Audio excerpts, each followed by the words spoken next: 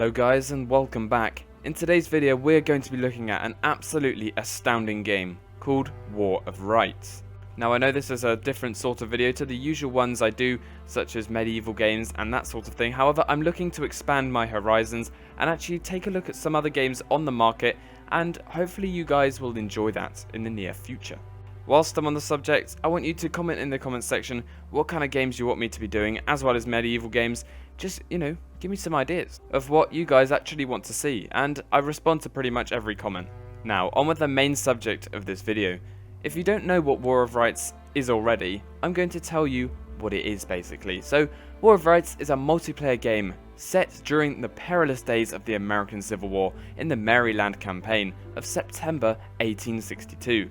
Campfire Games is devoted to presenting the gruesome and glorious elements of the period whilst maintaining the highest level of historical accuracy and realism. And so far it looks very interesting. Now, as you may have noticed, my accent isn't American, and obviously this game is going to be more attractive to the Americans than it is to the Europeans, for example, as it's actually based in their country. However, it did really catch my eye. It looked like something we haven't really seen before. I mean, there's never really been an in-depth American Civil War game, and I'm so interested in the time period because the amount of things that happened in that war is substantial. And it's a huge opportunity for people across the world to get involved with the American Civil War and just immerse themselves in the American Civil War time period. I mean, some of the battles were gruesome, some of them were some of the most legendary battles across the planet, with Gettysburg being one of the most famous battles of all time. Also, it's a huge opportunity for people that don't really know much about the time period to educate themselves on it. For example, you will actually be playing out situations from the Maryland campaign of 1862, which contained absolutely key battles such as the Battle of Antietam, also known as the Battle of Sharpsburg, which was one of the bloodiest single-day battles in all of the American Civil War. So now we're actually going to talk about some of the main features of this game. I think the thing that sells this game to many people is just how realistic it is. First of all, they are actually going to be playing on real battlefields which look like the real thing, and they've actually taken locations and places from the real world and put them in a game. You can play on so many different battlefields, and just a few of them are the confluence of the Potomac, as well as the ridge of the South Mountain and the meandering waters of Antietam. Please remember, I'm not 100% sure on the pronunciation of these places. I am trying my best. And something that is also really amazing is that players will be able to choose from a list of regiments that actually fought in each battle. So you can actually be a part of a regiment that was actually there on the battle on that day, which for me is really important because the sense of immersion is so important these days for games. I mean, to actually feel immersed into the atmosphere and into the actual battle situation gives you such a better experience.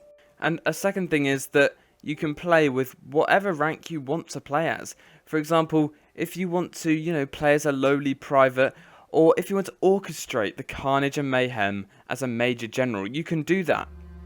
And this therefore makes it very attractive for clans, and I can already see regiments and clans being set up within the game, and they are already functioning. Playing the technical alpha, which you do need to donate for, however, by the looks of things, it looks absolutely worth it. I myself would like to play as one of the lowly privates, actually firing within the ranks and being part of the battle.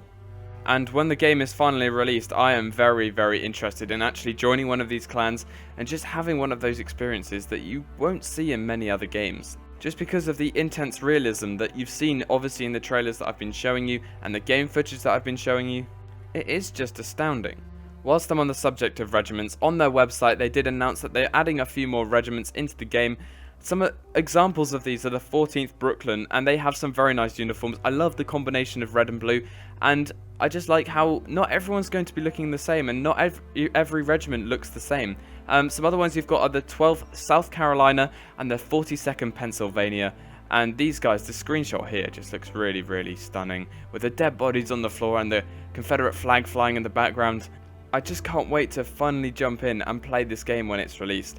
Now, also on the website, which I'll leave links to in the description to, obviously, gives you a description of how these regiments actually performed in these battles and what happened to them. I won't talk about it now. It's something that you want to go and have a look at. It's very interesting, and it sets the scene and sets the atmosphere for the regiments. At this point in time, the game is in technical alpha, which is only available to people that have donated to the devs, which I think is fair enough. However, we have been shown what's in this technical alpha, and the first thing I want to talk about is the Confederate part of the drill camp, and you can actually see just the lines of tents that you would have seen, and these little gun stack things. I don't know the official name for them. I can't remember, but just these lines of tents that just look so cool. And look how big the campsite is. You can see it spreading out in the background, and it looks so awesome. We've also just been shown the scale of these maps and how big they are, and just the scenery in general looks really, really cool.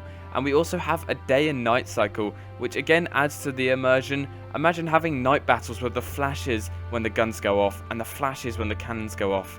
This could also mean that you can have a sort of stealthy approach, sneaking up in regiments, using your bayonets to stab them, or surprising them with a volley or something like that. It just adds another level to the game that we haven't really seen in too many other things.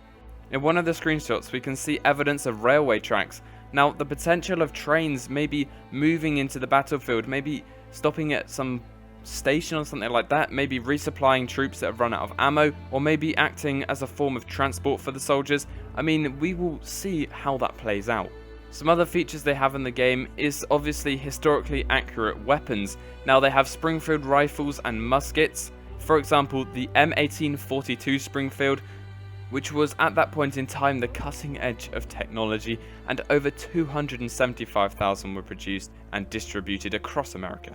They have numerous other Springfield rifles that have their own specific traits. However, they also have something very, very awesome, and they are Colt Revolvers, such as the Colt M1847, which was very popular at the time because it required the same amount of gunpowder as a typical musket would. However, this made it slightly unreliable because it would explode sometimes, because basically there was too much gunpowder. There's a further range of revolvers that you can see on screen now. If you want to look at the details on them, go ahead to their website and have a look. Also, on character faces, you can see just what they would have looked like back then, and obviously they look similar to people do now, but some of the very unique beard styles, such as this man here that you can see on screen now, and this guy with the grey moustache, are very, very interesting. Some other features: that all uniforms and bodily features will be customizable for other players to see as you march and fight in the lines of battle. Something that I found really, really cool, and something a little different, is that generals are given maps and equipment to do with maps and that sort of thing to actually conduct the battlefield by themselves, taking in reports across the map from maybe other officers that are fighting, and then giving out the appropriate orders, such as telling regiments to move forward, fall back, bayonet charge, fire in volley, and this all happens in real time. Like, holy shit, just imagine that. That's going to be absolutely phenomenal if they can pull that off. So basically, orders from the general are then passed down the chain of command to the colonels, the majors, all the way down to captains, who are obviously in charge of the individual regiments, whose members can either choose to follow these orders or kind of act as a rebel and not really do what the orders say. However, it would be really nice to see clans operating in these situations and actually having events that work like this, because that would work perfectly without having random people running off doing Rambo charges and things like that. There's something I found on the website that I thought was really, really cool. So it says each map contains a period of reconstruction of the buildings, the farms, the forests, the roads, and the rocks, and the fancy flowers that existed. So players can fight through the streets of Harper's Ferry and the wooded heights of Fox's Gap at South Mountain, or the wheat fields in the bloody lanes of Antietam. Players can feel the whiz of deadly shots and the shell fly by their bodies or hit their comrades or themselves as they scream in a bloody hail from their wounds. Limbs will fly and blood will be spilt once again as the campfire games brings the fighting of the Civil War right to the player's computer screen. I love that quote. Whoever wrote that, I have so much respect for. Very, very good job. So I think this leads down to one question. Who will you fight for? The Union? Or will you fight for the Confederacy? Make sure to go and choose when the game comes out, and if you want to play the game, go ahead and get the technical alpha. All you have to do is donate on their website. I'm sure you'll be able to find out how to do that. This game is going to be huge. I can tell just the amount of history fanatics in America and across the world that enjoy this time period is phenomenal, and I know they're going to be getting involved in the game. And if you go ahead on YouTube and just type in War of Rights, you can actually see how it's going to work, how regiments will work. Also, if you hunt around a little bit on YouTube, you'll be able to find some small skirmishes between the two sides that actually, you know, give you a sense of atmosphere. And again, I really enjoyed watching those, and I think I'll leave some links to videos such as that in the description below.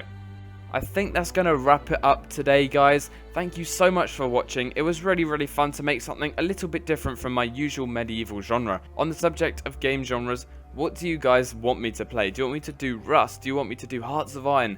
What do you want me to do? Just leave it in the comment section, and I'll be sure to, you know, read and reply to every single suggestion. Also, Persistent World, as in the mod for Warband, could be coming back to the channel soon. Now, when I say soon, I could be talking 2 weeks, I could be talking a week. I might introduce to people that don't really know what Persistent World is, and I will attempt to try and summarize Persistent World in maybe a What is Persistent World video or something like that. If you want to prepare yourself before watching that video, look at the links in the description to download the mod, and also look at some of my previous videos and you'll get a sense of what actually happens. So that is something that you guys can look forward to. So guys, this is the end of the video. Thank you so much for watching. I've had a lot of fun making it, and I hope you guys have had, you know, a good time watching it. Make sure to check the description for all the important stuff to do with my channel, such as my Steam group, such as all that sort of thing. Lastly, hit like if you did enjoy, and also feel free to go ahead and press subscribe. It's so nice to see that this community is actually growing. Finally, thank you again for watching, and I will see you in the next one.